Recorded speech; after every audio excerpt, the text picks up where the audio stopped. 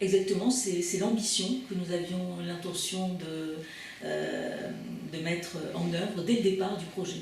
L'idée était, c'est une question sur laquelle je m'étais beaucoup interrogée auparavant, sur le fait qu'un établissement doit être une organisation apprenante.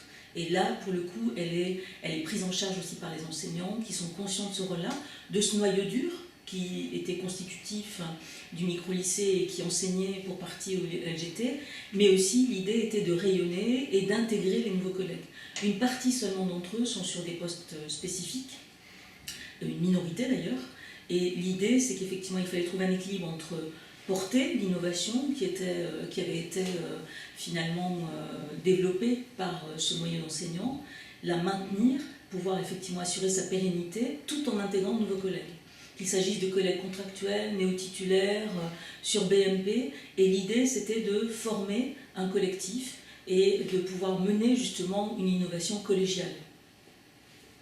Les professeurs, les enseignants qui pratiquent l'innovation sont aussi apprenants que leurs élèves.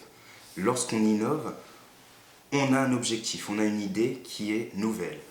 On la met en place, le mieux c'est accompagner de tous ses collègues et on ne sait jamais ce que ça va donner. Souvent dans les premiers temps, il y a des doutes qui s'installent, ça demande beaucoup de temps, donc on a l'impression de perdre du temps et que les résultats n'arrivent pas tout de suite. J'innove moi-même dans la mesure effectivement où je me demande comment étayer mes équipes, quelle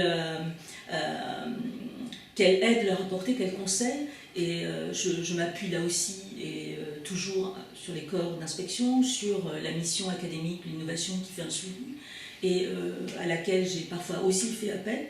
Il s'agit à la fois d'apporter un étayage en interne, et ça c'est le rôle de l'équipe de direction, mais aussi de pouvoir ouvrir l'établissement à d'autres personnes, d'abord à notre tutelle et à nos partenaires divers, de manière justement à maintenir cette question de l'innovation et de l'ouverture, je dirais.